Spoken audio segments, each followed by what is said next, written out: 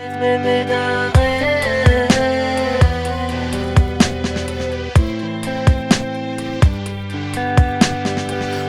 all the charm and the grace go? They've got it like, what about the nation that's supposed to shine? All the light, supposed to use our lips as the weapon, but we switch that to, what about the simple way? Tell me what I gotta do. Doesn't take a genius to getting to the chuppah and beyond, getting to the wedding canopy and beyond. So now, we've had a couple of lectures already about dating, how to date, the background of dating, how soulmates are made, and so on and so forth. Now we want to know, once you think you found the right person, how do you get from that point all the way to the actual marriage, and what do you do during the first year of marriage? That's the topic of tonight. So something that needs to be addressed here is that when people start going out on dates, it shouldn't be done like they do it out in the secular world. You don't go and discuss it with all your friends and tell them what's going on, and it was like this and it was like that. You keep it very hush-hush and keep it very quiet. Why? Because of Ain Hara. The Gemara brings in Berachot and in other places as well that 999 out of 1,000 people, they die from Ain Hara, and the 1% and the 0.1% don't die from Ain Hara. Exactly what that means, to be explained very, very quickly, it means this, that when a person is supposed to die, you cannot push his day of the day that he is due further up. Rather, what happens is that his day is due, and because of some sort of Ain Hara, he dies on that day due to somebody giving him Ain Hara. That's a simple explanation of it. We're not going to get into it because that's not the topic of tonight. However, the idea of Ain Hara is a real thing. The Gemara talks about it and says that a person should be very careful with regards to this. So that being the case, a person should be careful with whom he discusses his dating habits, or whoever he's dating. It should only be discussed with people who have your best interest in mind. It could be just one person. It could be either a father or a mother, or it could be a rabbi or a rebbetzin, whoever it is. Somebody whom you can confide in and can give you good advice. That person or those people only need to know. Everyone else doesn't need to know. How's everything going? It's going well. Are you seeing anybody? God willing, soon. Keep it under wraps. Why? Because it says that success only comes to that which is hidden from the eye. You want success? Keep it to yourself. When you go out, make sure you go out to places that are secluded. Hotels, places that people normally don't hang out. Secluded meaning in the sense that people that you know don't hang out there, not in the sense that you go in a place that's hidden. That's asur, that's forbidden. But in a place that normally your friends don't go and hang out there. Hotels and things, people usually don't go hang out there. These are good places to go, and you can go and go on your dates over in those places. Fine. So that's the idea of Ain Hara. Make sure that you keep away from other people's eyes so that it doesn't get you into trouble. Getting married now. Once you made the decision, you finally found out this is the right girl, I think I'm going to go for it, let's go. The challenge starts here, getting to the wedding night. Why? Because the challenge from there on is going to be even greater. There are a lot of things that a person goes through in their life. A lot of things that we do, sometimes we do avrot, sometimes we do mitzvot. Those avrot that we do, they come back to a person and they cause hindrances, especially when it comes to marriage. Why? Because marriage is one of the holiest things that can exist in this world. And the union between a man and a woman is the union of two neshamot that are becoming one again. So for that reason, there are going to be a lot of hindrances in this process. So a person has to be ready and prepared to deal with all of these hindrances. They're going to come. It's expected. Some people have more, some people have less. I have yet to find somebody who doesn't have any. Everyone who goes through this process has some difficulty. Now, the assumption is that once you get to this point, you already made a list and checked it twice. Now we're going to go over the list once again. You make a list of the things that you're looking for in this person, right? Take the top 3, top 5, whatever it is. Make sure they have these points. These are your deal breakers. Other than this, everything else is negotiable. So you have to know what you can do with, what you can't do with it. If somebody has on this list a Mercedes in a house in Beverly Hills, then for sure this list is a problem. You have to go listen to the first 2 lectures and we'll talk about it then. But this list should be things that you know spiritually you cannot do without. So certain people, they come from higher social class, they need people from that area. Okay, fine, that's something else. But I'm talking about things that you absolutely cannot do without. This is like air for you. It's like water for you. If you don't have it, the person feels like they're going to die. That's what you need to have on this list. Make sure, again, double check. You think this is the right person. Do they have all of these things or not? Why do I say this? Why? Because sometimes the person gets caught up in the fireworks. What are the fireworks? Either the woman or the man is beautiful, or they're wealthy, or they come from a high social status, or whatever it is. They come from an area, they have something that wows you. They're famous, who knows what. And for this reason, you get a little bit confused. You think to yourself, oh wow, this is it, this is the one. And you tend to overlook everything else. No, before you make the final commitment, you need to make sure that all of those things you had on your checklist did not get pushed to the side. Make sure those are there, because don't be fooled by thinking that all of these fireworks that you have here are going to take the place of that. The fireworks could be hormones. Hormones don't last always. It's something that comes and it's something that goes. You need things that are going to make life easy for you. It's going to make living worthwhile with this other person. And if they don't have this, that's called a deal breaker, regardless of the fact that they have money, status, who knows, whatever else it might be. So make sure you go through this list again. Now, why is it that we go through this list? Because we want to weed out anything that might lead to divorce. Unfortunately, these days, divorce is rampant. And why is this divorce rampant? We'll get to it in a moment. First, just a caveat to mention, not all divorces are foreseeable, meaning that even if a person goes through this list, there's no guarantee that divorce is not going to come. Why? Because people change as you live. So it could be that the same person that a person marries this year, 5 years, 10 years, 20 years down the line, they're not that same person that you married originally. So that becomes something difficult, and that could possibly lead to a divorce. So again, what we want to do is we want to minimize the chance of divorce so that we don't have to go through all of this in the future. That's the idea of minimizing the chances of divorce. Make sure that there are no present conditions. So now, there are certain things that are universal that everyone should have on their checklist, and these are not included in the 3 to 5 that we mentioned previously. Physical and mental health, whether there is any current or previous condition that this person had. Why? Because the potential spouse, if they have any of these conditions, it can get passed on into your children, or it can cause problems in the future. Or if the person doesn't have it themselves, maybe their family has it. So if there's something that exists in the family and it's something that is prevalent in the family, then a person needs to be careful with regards to this. If it's something in the past that's been taken care of, let's say a person had an issue with anxiety, we discussed this before, and it's something they took care of, right? Either they took care of it spiritually, through spiritual means, psychology, or they take care of it through medication. This is something you're willing to deal with. Definitely it's something you can deal with. It's not a deal breaker for you any longer. But a person has to know, is it something that can return? Is it recurring? If so, can it be controlled with medication? Can it not be controlled with medication? If it can be controlled with medication, is the person willing to take medication or not? If it's controlled with meditation, is the person willing to do the meditation? Is the person not willing to do the meditation? Is it something inheritable? Is it not something inheritable? All of these things a person has to take into consideration. Some physical defects can be looked over. It could be something that an injury person had in their life, and you're willing to look that over. If it's something that they're born with, okay, that's something to be concerned with. Why? Because again, that can get passed on to the children. I know someone, when I was in Eretz Yisrael, and these people lived on, I don't want to say, okay, they lived on a kibbutz. And the man, he was physically deformed, and he had some sort of muscular issues.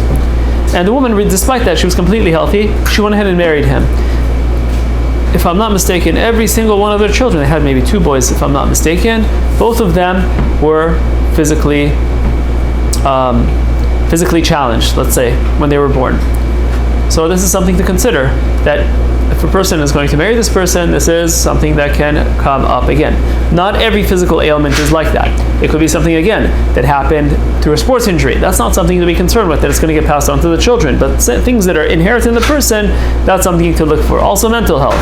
These days, my brother's a pharmacist, so he tells me that most people are on medication for anxiety, depression, all sorts of other mental ailments. So this is something that's prevalent these days. It could be that it's something that's workable. that if she has either anxiety or depression or something, she's taking care of it, she's, we've been able to work through it, and she is working through it in the future, then you can possibly look that over. Someone might not want to deal with that because they themselves have depression. You get two people who have depression all of a sudden together in one family, what's going to be? And there are studies that point to the fact, to the idea that depression is something that can be inherited. So again, I'm just bringing that as an example, but there are other mental conditions that a person should be on the lookout for. Why? Because these things can surface later on. Even if it's not something that's hereditary, it could be something that can make marriage very, very difficult. So don't overlook any of these things. Look at them one by one. Make sure that there's nothing there, any physical ailments, any mental ailments, so that you don't have any issues in the future, whether it's with you, whether it's with her, or whether it's with the children. If it's something that you're willing to deal once you know about it, if it's something that you think is doable, dealable, you can deal with it, then go ahead and go forward with it. But at least now you have the knowledge, which is much better than if you don't have the knowledge. So now, another question. What about family or other relationships that can come and become a bother in the relationship? For instance, there are certain cultures where the daughter is very, very attached to the family. So now, she's going to want to go home, I don't know, every week. Or she's going to want to live close to the parents. Do you want to live close to the parents? Do you not want to live close to the parents? Same thing could be with the boy. He's very attached to his family. Is this something that's going to be a hindrance to the marriage or not? Family is fantastic. If the person is family oriented, that means that they're going to be there for the kids. However, it can be a negative depending on your own background. You have to know, is this the kind of family relationship that I want to have, or is this not the kind of family relationship I want to have? So that's something else to take into consideration. So the idea of being overly attached is something to look at. Maybe someone who doesn't have a good relationship with the family, maybe the family is very meddling, somebody doesn't want to get into that sort of thing, if you're not able to get away from them. If it's something that is not workable, you have to know if it's something that's workable or not workable at all. So when we talk about the family, Gemara mentions that when a man wants to marry a girl, what should he look at? He should look at the brothers, because the children come out like the brothers. That's what it says in the Gemara. So it's a good indication. If the brothers are good, the children will also have a greater chance of being good. They inherently take some of those attributes to themselves. Something else is also mentioned in the Gemara. Says that, that's the Gemara in Sanhedrin. I think it's stuff, Tzadi, it's in Daf Tzadi Zain. Over there it talks about what's going to happen during the time of Mashiach, Hevle Mashiach, the days of Mashiach. What's going to happen in the end of days is that the wife is going to get up and she is going to go against her mother-in-law. We're going to talk about in-laws in a little bit, but this is also something to take into consideration. What kind of relationship do you have with that family? What kind of relationship will they have with your family? If you feel that if you feel that you're very close to your family and there is not going to be a good relationship there, you're already seeing that there's going to be tension. Therefore, this is something else to take into consideration before you get married, because this could be again one of those things that is a red flag. We're looking for red flags now. So now, all this said and done, how does a person find out information? Nowadays it's become common. In my days it wasn't common that we have resumes. Nowadays it's common. Everybody has resumes. Everyone gives them their resumes. These are the people you should consider calling. And you have a list of rabbis or representatives or friends or family, whatever it is, on this resume.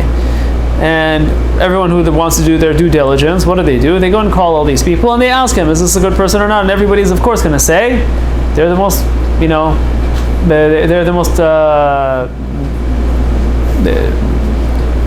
they're the best person in the world. Who's going to come and say bad things about them? And they usually don't want to say the things that are negative about the person. However, there's a mitzvah that they need to disclose any sort of issues that might come up in the marriage. All of these things they need to discuss, and they need to reveal those to you. First person a person should ask, obviously, is these references. And then they should come up with the girl or boy that a person is going out with to see, if they're honest about it. Honesty is obviously a very good thing in a marriage. Why? Because if a person is dishonest, that can lead to other problems later on in the marriage. So honesty is very important. Now, when we talk about honesty, remember that a person also has to be honest himself. There's a very interesting story that is brought in the Midrash in Yalkut Shimoni. It says over there as follows. Noah, he calls everyone to come into the teva, into the ark, 2 by 2. Each animal with its mate comes into the ark. So sheger means lies, also lines up and he wants to get into the ark. Noah says, wait a second, what are you doing here, sheger? Lies. What are you doing here? You can't get in there. You need to have a mate. He says, wait a second, I don't have a mate. So he says, you can't come in. So sheger goes looking around. He goes, starts dating in the bars and everything. Joking.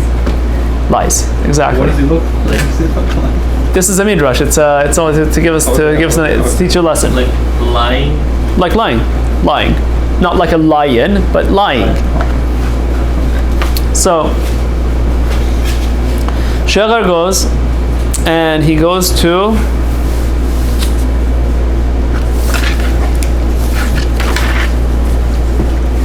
Sunset. no, not sunset. Visa. Okay. So let me just go and read the halach sheger uviresh lo bat zug paga bim'era. Bim'era, it could be translated as curse. So he goes and meets curse. Mr. Lies meets Mrs. Curse, Miss Curse, and he says to her, "Listen, you and I, we make a good couple. You willing to marry me?" She says, "Sure, I'm willing to marry you, but we have a condition." What's the condition? He says, "I don't want to die. I want to get on the ark. The condition is that whatever you earn comes to me." He says, "Ala aini wa rasi." Here you go. Sign the ketubah. They're married. Come to Noah. Here's the ketubah. We're getting on the ark. They got on the ark. So what does that mean? That means that anything that a person earns through lies, it leads to a curse. It leads to difficulties later on in life. That a person should be very, very careful that when they are going through this process, and it's mentioned also in Divrei Chazal, that a person who lies with regards to this marriage concept, the idea of getting ready to get married, if he is hiding something, they're going to look at him and say, wait, he's hiding something, so whatever she's hiding, we're not going to let him know about that either. Same thing goes the opposite way. Same thing goes for the girl. So a person has to be very careful. I remember a girl, I'm not going to say which the name was or anything, but there was a girl, she was a little bit older. She was in her 30s or 40s, late 30s or 40s. And she wanted to get married to somebody who was wealthy, and she wanted to make herself seem more attractive, obviously, and more desirable. She got, a face job, the nose, this, whatever. And then she enrolled herself into college, and she pretended like she was some 20-year-old girl who was, going to UCLA in order to get married. Now, I didn't follow up and see what happened in this marriage, but you can imagine when something is built on a lie, it's not able to last. It's not a good foundation to build a marriage. So a person needs to be honest when they're going out with who they are, with what their background is, so that they can also get honesty back from the other person. So now if a person feels like he's not getting the full scoop, the full information, what a person can do is go towards their friends and acquaintances that are not put on the list, and do a little bit of research, do a little bit of background checking to see what's going on. Relatives, whatever it might be, it could be that the person doesn't go themselves, sends their parents, friends, rabbi, whoever it is, to go and do this sort of fact checking to make sure they can find out as much information as they can about this person. There was an instance where this one psychologist saw that one of her patients was going to get married to a boy. And she knew that this patient had certain psychological issues. Knowing this, now the psychologist is Jewish and so is the patient. Knowing this, there's a halakha. You are not allowed to withhold information. So what she did was she told the girl that I want you to go and bring this prospective boy into my office and I want to speak to him. And this is exactly what the psychologist did. That she revealed to the boy, these are the issues that are going on with the girl. These are the things that you need to do in order to take care of this, so that he knows before he goes into the marriage what's happening. And this is exactly what should be done. Nothing should be kept secret. Why? Because if someone is asked this information, you need to reveal this so that, heaven forbid, it doesn't lead to problems later on. Eventually, whatever is hidden is going to come out. Nothing that is hidden is going to stay hidden. Eventually, all that information is going to come out later on, and heaven forbid, it can lead to many, many different problems. So a person needs to go ahead and reveal whatever information or seek whatever information they need. Now, a person also has to be very careful to pay attention to the behavior as they're going out, because their behavior, little things here and there that seem to repeat themselves, a person can see a pattern, whether it's anger, whether it's manners. There was a girl that went out with a boy from yeshiva, and this boy, perfect manners, everything was great. And then as she continued going out, everyone was telling her, this is such a perfect boy, it's a perfect match, you should make it happen. And she wasn't so sure, she just felt like there's something not right. And as they kept on going out, she saw that the boy had some sort of a psychological issue. That what he kept on doing was he kept on putting her down, and he was not balanced. Let's not go into the details. He was not balanced. He was not mentally balanced. And people were berating her and telling her, no, there's something wrong with you. There's nothing wrong with the boy. And as she got more opinions on this, she found out that no, this boy has some serious issues, and the issues were brought up with the Rosh Yeshiva or the Mashgiach, whoever it was, in order to take care of this boy so that he wouldn't get married. So these things, a person has to pay attention, that when they go out with someone, these things sort of come out to the fore. And again, all this is just preventative work. Nothing is 100%. A person can do all of these things. Hashem is the one who is mezavig zivugim. He is the one that makes the actual partnerships happen. So regardless of however much work a person should have done after marriage, if it just so happens that they, I wish I knew this information, well, Hashem has his ways, and he's doing whatever he's doing for a reason, and there is a reason that a person has this challenge now in their life.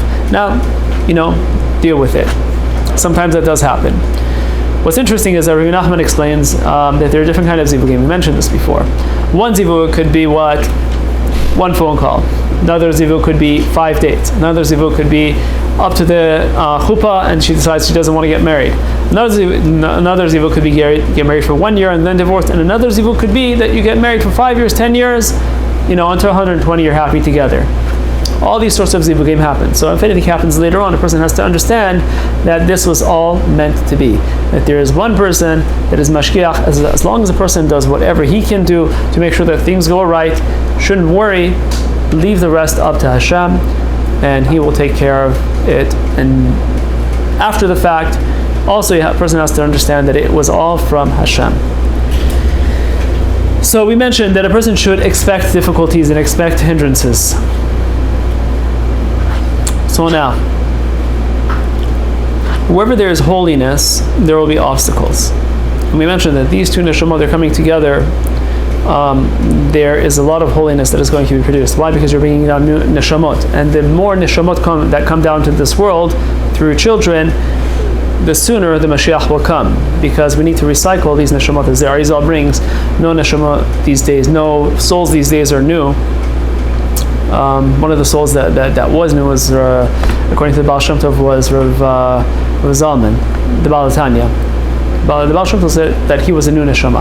But the rest of us, we are all recycled neshamot coming back into this world. And in order for the Mashiach to come, you have to recycle through these. So this is the hasten. When a person has a child, that hastens the coming of the Mashiach. And the negative forces don't want that. So they're going to do whatever they can to prevent this from happening. So what are the ways that they can prevent this from happening? I know of a story that this girl twice got up to the wedding canopy, the wedding day, and she canceled on the guy. These things do happen. A person has to be very careful not to let these things happen. So a person has to be able to distinguish what is a signal and what is just noise. What do I mean by that? Certain things that can happen, obviously, preparing for the wedding, planning for the wedding, is very, very stressful and very strenuous. When it comes to money matters, when it comes to planning matters, this family wants this, a different family wants something else, number of guests, who to invite, who not to invite, who's going to make the brachot, who's not going to make the brachot, all sorts of things come into the fore. So when this happens, a person's guards are down, whether it's the family, whether it's the girl, whether it's the boy, and they express themselves the way they normally would. What you see there is usually what you're going to get after marriage. So a person has to realize, What is a signal? What I mean by signal is, if I see something there, maybe it's a signal that I shouldn't get married to this person. Maybe it, falls into one of those 3 to 5 deal breakers that I needed to watch out for, and only now was I able to see it. And the person has to have the courage to be able to stop it right there. And the person has to know what's noise, because the person has to realize that, the boy or girl has to realize that it might be just the relatives, but it's really not her. It might be just a stressful situation, but this is really not him. So it takes a certain sense to be able to understand what's a small fight and is insignificant, and what is something that a person needs to realize that, oh no, this is the real person, I need to get away from the situation whatsoever. So there's a story about a Jewish boy who wanted to get married to a non-Jewish girl in New York. And his family didn't want it to happen. Fine. He wanted it to go forward. They told him, go to the Lubavitcher Rebbe. He goes to the Lubavitcher Rebbe, and the Lubavitcher Rebbe says, listen, you can't do this, so on and so forth. He says, listen, Rebbe, I can't break it up. I love the girl, I'm going to get married to her. He says, you love her, no problem. Here's what I want you to do. You're going to the what do they call it? The engagement party. When you go to the engagement party, I want you to spill something on her, do something weird, so that, something that can anger her. That's all I want you to do. You can go ahead and proceed with the wedding as you wish. He says, but you have to promise me you're going to do this. So he does. He goes ahead and agrees, and he's going to go ahead and do that. What happens in the end? He goes to the engagement party, and he takes some punch, and he accidentally spills it on her. And when she turned around to tell him, you stupid Jew, and she lets out all of her Jew hatred on the spot in front of everybody. Obviously, she catches herself and says, oh, I'm so sorry, I really love you, I didn't mean it, this, that, and the other. But once it comes out, then you realize. So this is something that is a signal. Something that comes out all of a sudden, and you see that that's what the person is, then that's a signal that you should get married. But everything else, again, a person has to have a discerning eye to know what is good and what is bad, what is a signal and what is just noise. If it's noise, you can look over it. If it's a signal, a person should heed it. So something that is relevant with regards to the wedding and also for the rest of a person's life with this woman or man is that the wedding should be planned in holiness. You want to invite this rabbi, this friend, that uncle, whatever. All these things put aside, there should be holiness in that wedding. And what do I mean by that? That means that it should be written on the invitation cards. We humbly request, the request of the Hatan and Kala is that everyone dress modestly. At least put that in there. Not only that, the person should be careful that in the dance floor there's a mehitza, there is a little wall that is erected between the men's side of dancing and the women's side of dancing, so that they can, be separated. But if a person is on that level, they can get everyone to sit separately, even better. But at least these things should be there, so that a person can make sure that the wedding is done in holiness. When there is holiness during the wedding, you can be certain that the relatives will show up at the wedding canopy and they will make a blessing on this couple. Because that's what happens. When a wedding happens, all the relatives, if a person had eyes to see it, come down and they surround the Hatan and the Kala underneath the wedding canopy, and they watch this wedding as it's happening.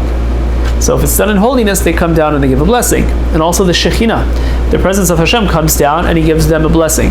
Heaven forbid if it's the exact opposite, if people are not dressed in a modest fashion, or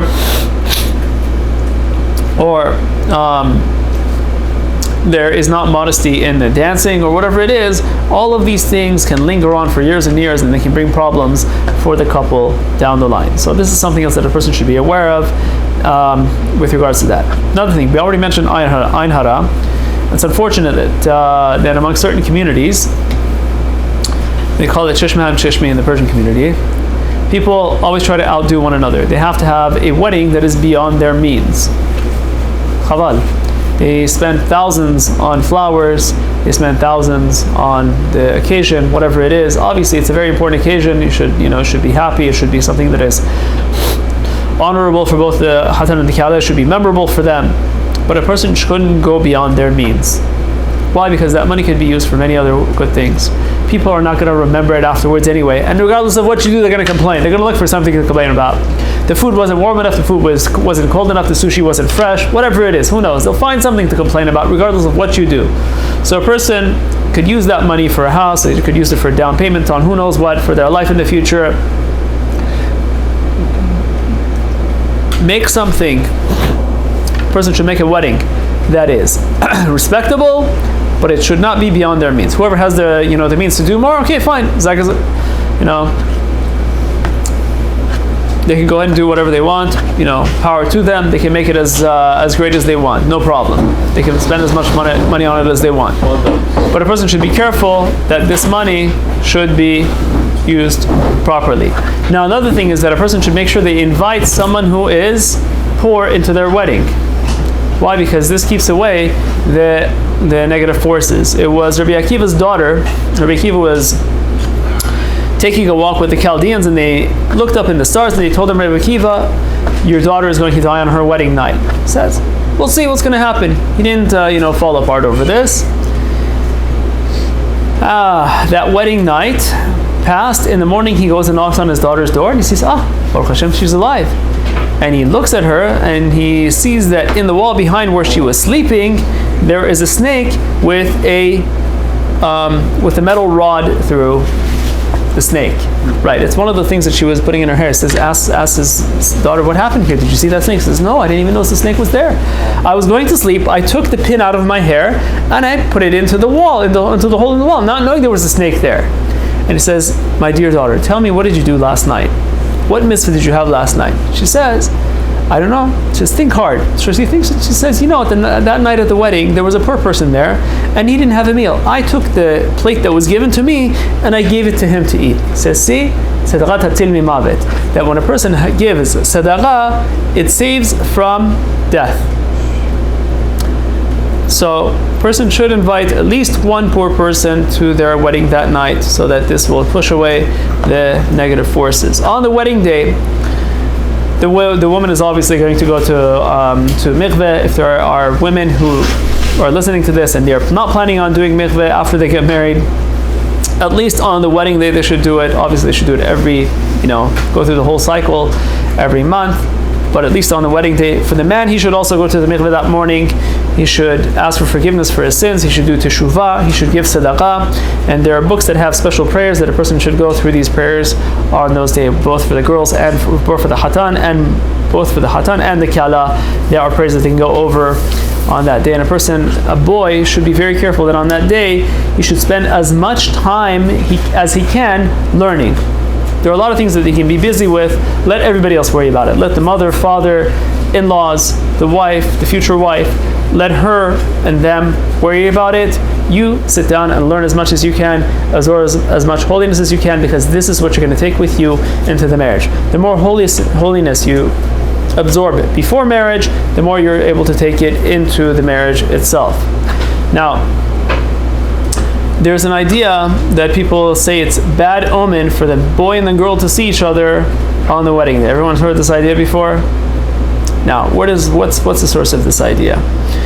It goes back, to Tanaic times, a couple thousand years ago, and the reason for this was that in those days they would do the engagement ceremony at one point, and a year later they would do the marriage ceremony, and they had to make sure that the boy and the girl did not meet in that interim, so that they would not have relations with one another.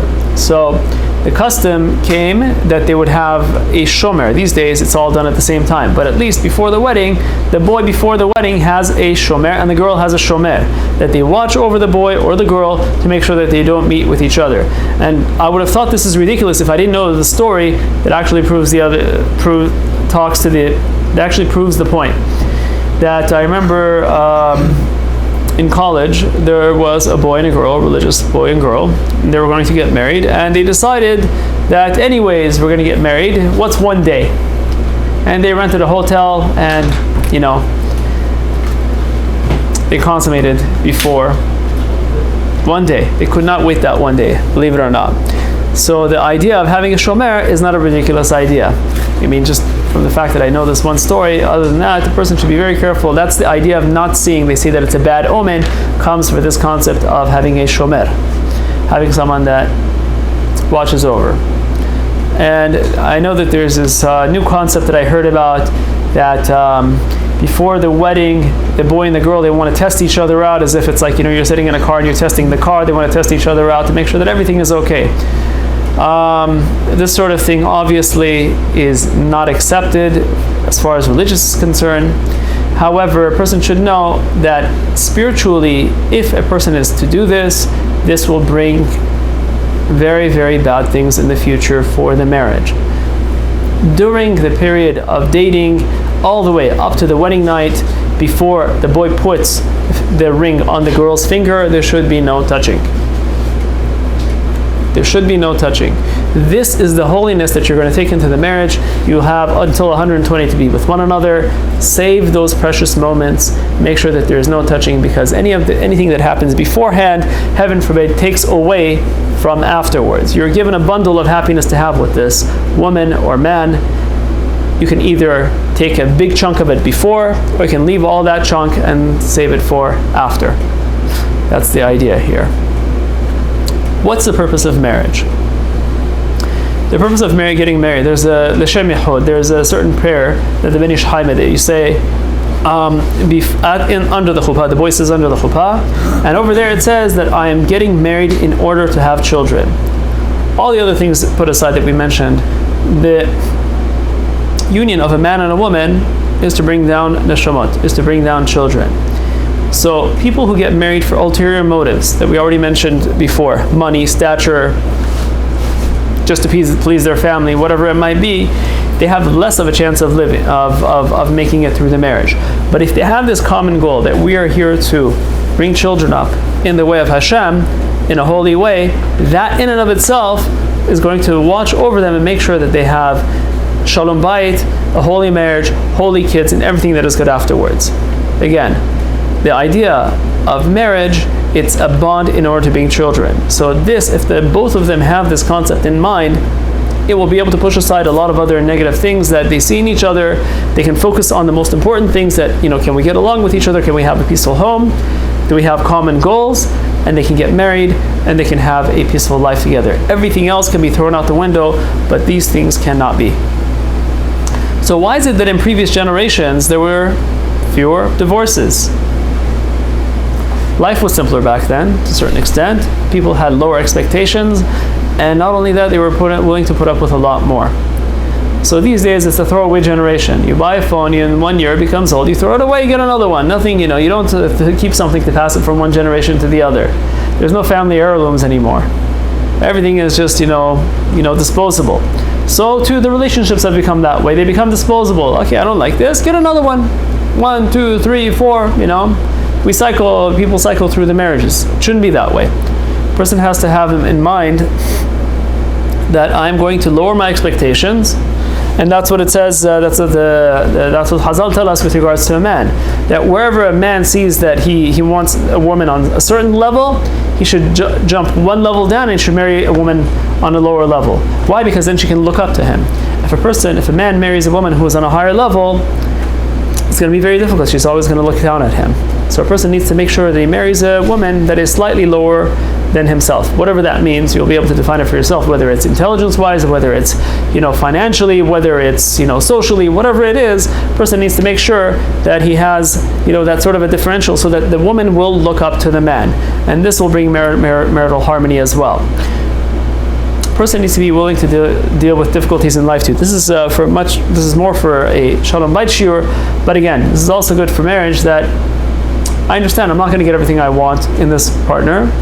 I got the most important things, and the rest of the things, whatever difficulties there are, I'm willing to deal with it. Let's see how much time we have. Anyone need to do the Arvit? No? Yes? Okay, fine. So I've already also done Arvit. Shana Rishona. Once we've gone through the chuppah, the marriage is over, Baruch Hashem, Mazal Tov, everyone is married. And now you have the first year of marriage. what are the things that are going to make it healthy for, up until 120 years, for the next 100 years. The boy and the girl, they need to spend time learning together. Have a little seder, whatever they both like, that's bonding time. They can learn together, just as a father or a mother, when they have children, the father spends time with his kids learning, and the mother spends time with her kids learning. The father and the mother need to spend time with each other learning, number one. So they need to have a regular schedule. They also need to have a regular schedule to go out with one another. Where there's nobody else around, they need to have that as well. A date night for a husband and the wife. Dating is not only for singles, it's also for married couples. They also need to try to minimize in that first year time spent at other people's houses. They need to minimize inviting guests, especially unmarried ones. Why? Because you don't want anyone again to give you ein hara or anything like that. And also, anyone who's going to come and start giving you advice and whatever that is unnecessary, the person has to be very careful with to keep them at bay. It often happens that the wife leaves her family and comes to live with the husband where he lives. So if that's the case, if the wife is coming from a different city, the boy should make efforts to find her friends and family, whatever it is, so that she doesn't feel lonely. That loneliness during the first year can be very, very debilitating for the girl. So you want to make sure that she's kept busy and she finds some friends or, source of companionship so that she doesn't feel lonely. People need to learn to be patient with one another. Let's say, for instance, a guy, he sees that the wife's cooking is not all up there yet. It's not she's not what do they call it, a 5-star chef yet. Be very careful. Compliment her little by little. She'll get better. Give her time. Be sensitive to her emotions. The way a person deals with the other guys, a man deals with other guys, is not the way he can deal with other girls. And the same thing.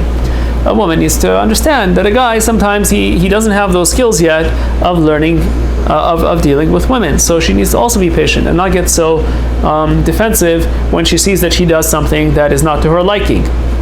Have patience, bring it up to him, spend time with one another, and try to develop a sort of rapport, a way that you can communicate these issues with one another so that nobody gets offended, and at the same time you're able to bring about change. So if you have a laundry list of issues with one another, write them down, but take care of them one at a time. Don't overwhelm one another. And at the same time, a person has to be willing to listen. Don't get offended. You hear something, listen, try to change, try to hear the other person out, try to empathize with whatever the other person is saying so that you can change yourself as well. Be open to change. Now, something that most people don't talk about, I'm going to talk about it, working on time management and keeping the house in order from the beginning. Usually, this is on the wife's shoulders. But when a child comes into the house, this becomes much more difficult. So before the child comes into the house, the person needs to be very careful that he, sets up routines and things for cleaning and keeping things tidy. This is usually on the man because he doesn't have these innate characteristics. He needs to work on these things. Whoever in the family does not have these characteristics needs to work on them so that you can have a tidy house. And the child is going to come and mess up the whole place altogether. So that you at least have some sort of semblance of peace in the house. That's something else to work on as well. Something very important is to have either a single Rav or a Rebbetzin that you go to in times of conflict. Ideally, a person should be able to have that relationship with their spouse, to be able to sit down with them, discuss things, and be able to come to a resolution and move through the problems. Sometimes that's not the case. Sometimes you need to have somebody else intercede with you. Before a person gets married, he or she should make sure that with their significant other, they make a deal on, we're going to go such and such person in case of argument that we cannot solve ourselves, so that you have that one person to always go to, and their word is the final word, so that they can make peace between the two of them. Someone asked me to talk about balancing work, learning, and general life. This goes, in the olden days it was only for the man, but this goes for both the man and the woman. Whatever the difficulties of work are, don't bring it home. Maybe it applies more to the man. If a person works outside of the house, make sure when you come home, take 5 minutes in the car, 5 minutes somewhere, relax before you come home so that you don't, put it on her shoulders. Women are by nature much more sensitive. They can't handle these things. They can't handle instability. honey, everything's fine, Baruch Hashem, we're making a lot of money, everything's good, don't worry. And make sure you just keep it out of their hands, so that, because some women, they don't have the capability of dealing with these things. Now, many women are working these days, so the wife might come home and she might need to unload on the guy. So you have to just be a receiver, and you have to, take it in. Depending on the relationship, it could be that the man can't talk to the woman, but it all depends. Everything depends on the woman, and it depends on each individual.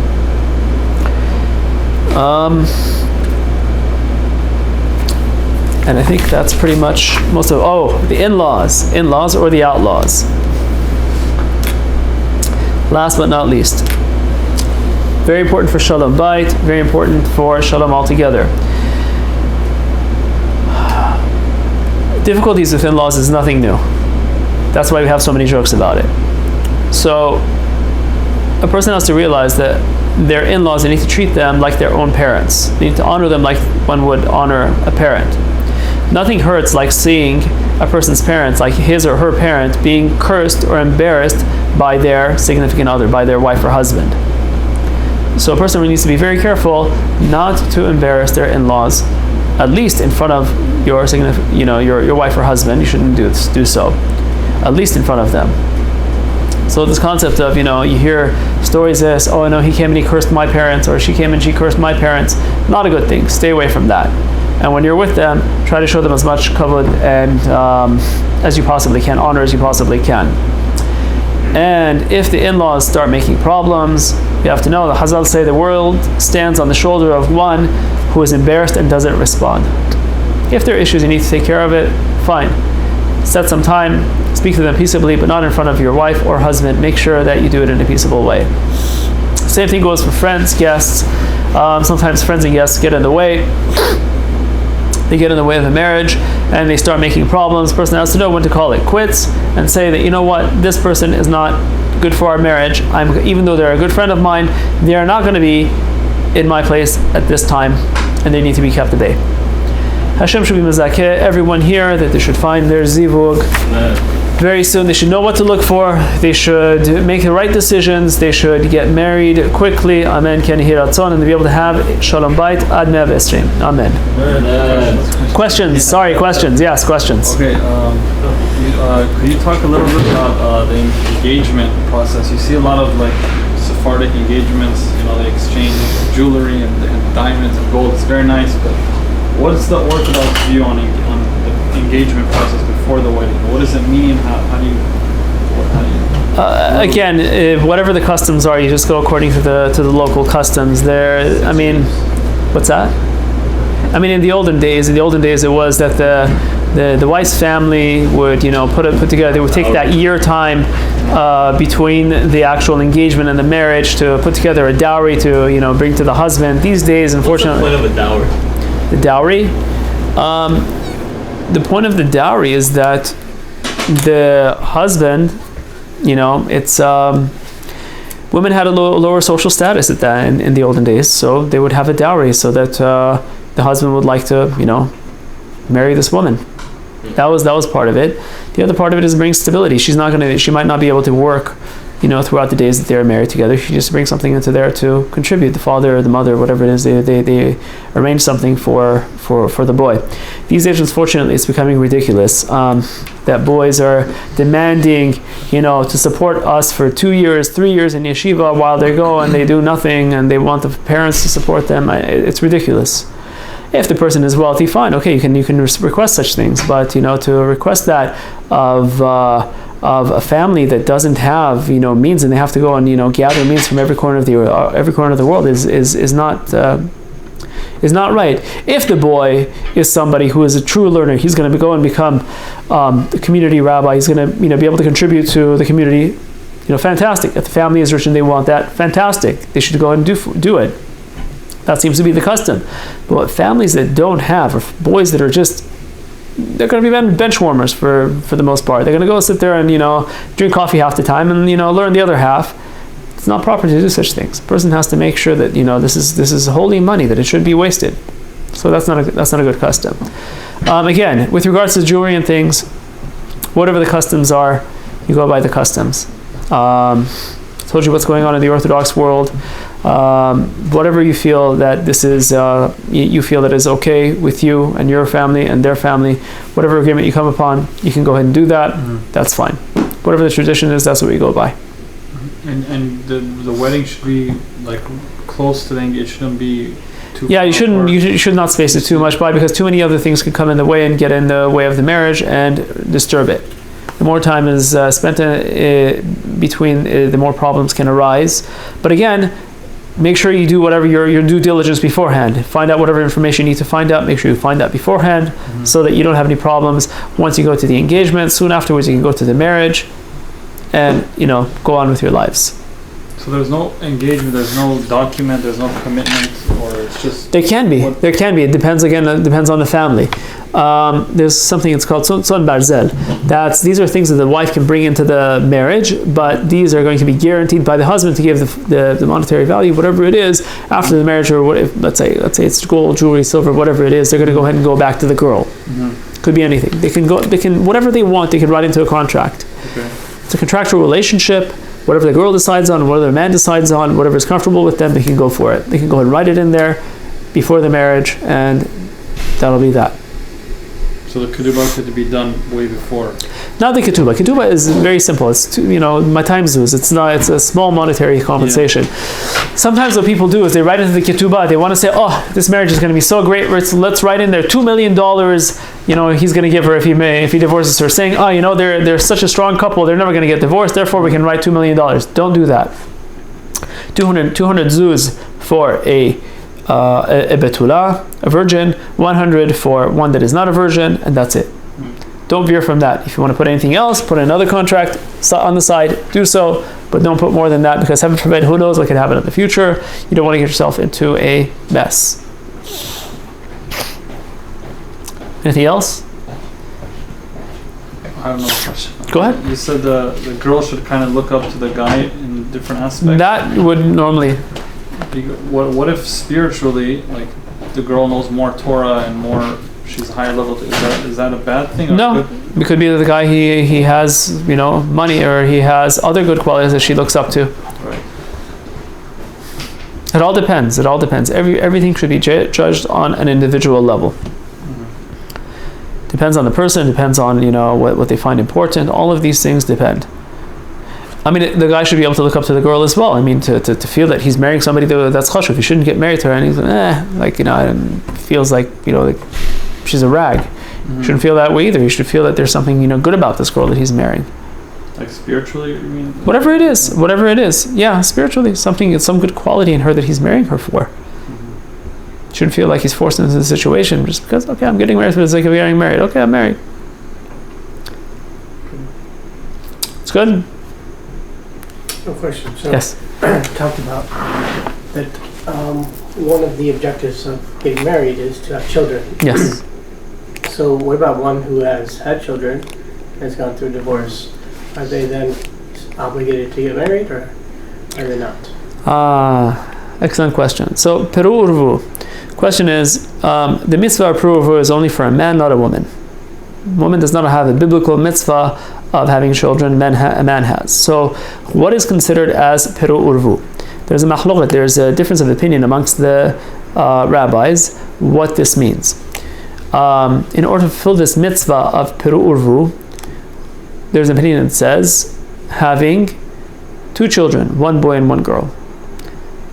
There's a one that says no, having children and having grandchildren. Another opinion says no, 2 girls and 2 boys. Whatever the opinion is, once a person has 1 boy and a girl, he's fulfilled that mitzvah. There is no, does that mean that now they have to stop? No, they can continue as much as they want. It's still considered as, following, fulfilling the mitzvah of urvu, of being multiplying. Multiply doesn't just mean 1, you can do it more. That's fine, there's not a problem with that. The only time that this comes into question is when a wife, let's say she has difficult births, or they've had a number of children, or they've had one child who happens to be, physically deformed or mentally deformed in some way, and they find out that genetically they're not a match. then you have these questions of, are you allowed to, continue having children, not having children, or for various other reasons. I can't get into all the different reasons, but the community rabbis generally deal with these sorts of things. But if a person, wants, also, the Shulchan Aruch brings that a person should not marry an Ailonit. Ailonit is a woman that cannot bear children, even if he's already had children, and either he's a widower or he's divorced. When he gets married, he should not get married to a woman who cannot possibly bear children. So from this, we also learn that, again, to have children is not a bad thing. It's actually a desirable thing, even for somebody who has already had children, even a second, third, heaven forbid, and so on and forth, marriage. Question answered? All right. Thank you, everyone. Thank you. Haslahah to everyone.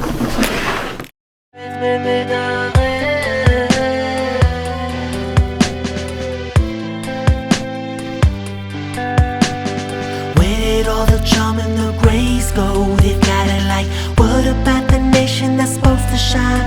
All the light, supposed to use our lips as the weapon, but we switch that to, what about the simple way? Tell me what I gotta do. Doesn't take a genius to figure out, you really see